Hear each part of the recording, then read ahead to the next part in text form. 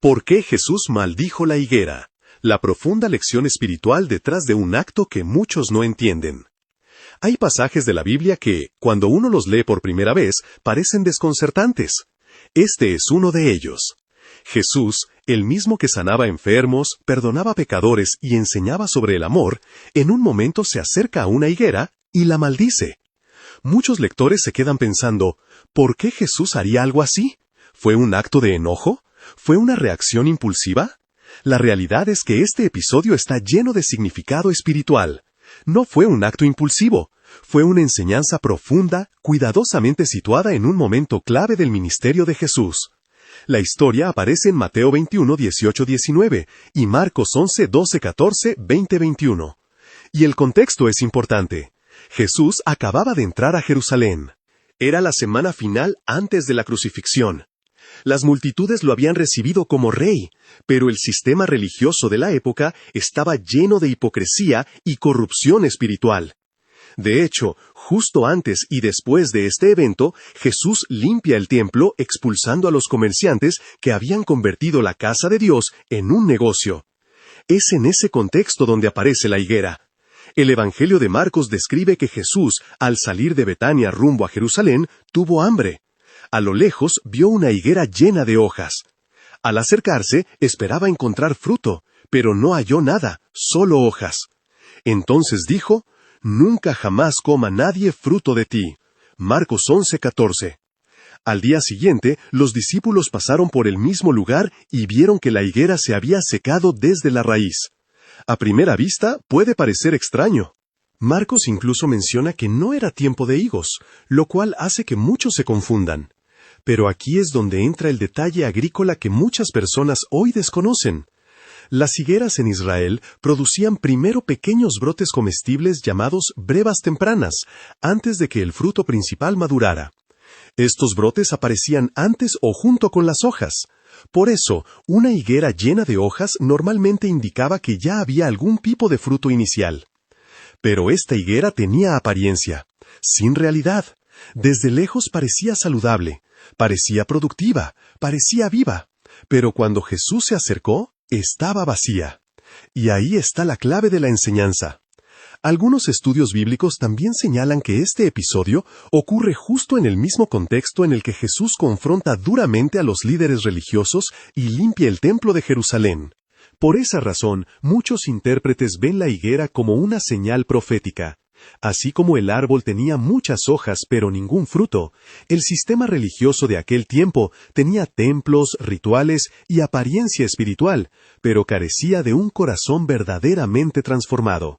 De esta manera, la higuera se convierte también en una advertencia simbólica sobre una fe llena de apariencia, pero vacía de fruto delante de Dios. En la Biblia, la higuera muchas veces representa al pueblo de Israel. Los profetas del Antiguo Testamento ya habían usado esta imagen.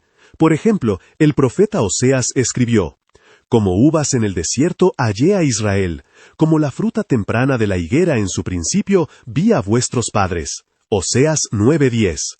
También Jeremías habló de higueras buenas y malas para describir el estado espiritual del pueblo. Por lo tanto, cuando Jesús maldice la higuera, está haciendo algo más que un milagro. Está realizando una señal simbólica sobre la condición espiritual de su tiempo. Israel tenía templo, tenía sacerdotes, tenía rituales, pero faltaba el fruto de una verdadera relación con Dios. Había hojas, pero no fruto. Por eso este episodio está conectado con la limpieza del templo. Jesús estaba denunciando una religiosidad externa que había perdido su esencia.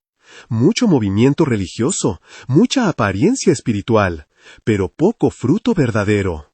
Esta enseñanza no solo aplicaba a Israel en aquel momento, también habla a cada generación. Es fácil llenar nuestra vida de hojas espirituales, ir a la iglesia, hablar de Dios, publicar versículos, participar en actividades religiosas. Pero la pregunta que Jesús plantea es mucho más profunda. ¿Hay fruto? Jesús había enseñado claramente, «Por sus frutos los conoceréis». Mateo 7:16. El fruto del que habla la Biblia no es fama religiosa ni apariencia de santidad. El verdadero fruto se ve en el carácter, amor verdadero, compasión, humildad, justicia, un corazón transformado. El apóstol Pablo lo explica con claridad cuando habla del fruto del Espíritu. El fruto del Espíritu es amor, gozo, paz, paciencia, benignidad, bondad, fe, mansedumbre y dominio propio. Gálatas 5, 22 al 23. Ese es el fruto que Dios busca. Por eso, la higuera seca se convierte en una advertencia espiritual muy fuerte. Dios no se impresiona con las hojas. Las hojas pueden engañar a las personas, pero nunca engañan a Dios. Él siempre mira al corazón.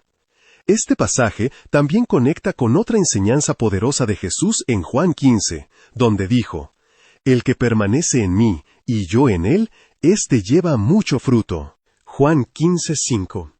El fruto no se produce por esfuerzo humano solamente. Nace de permanecer en Cristo.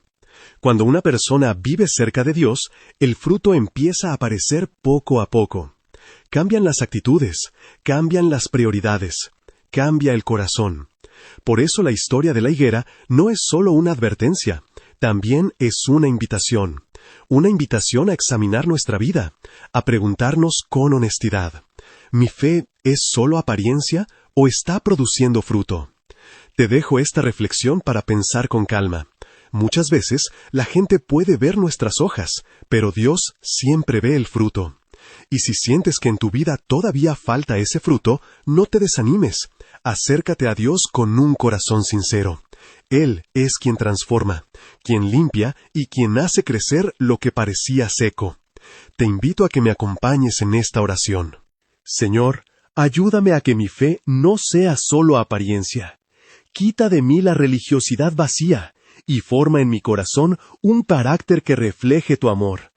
Haz que mi vida produzca fruto verdadero, amor, paciencia, humildad y obediencia. Que cuando otros vean mi vida, puedan ver a Cristo en mí. Amén. Somos cristianos, conectando corazones con Cristo.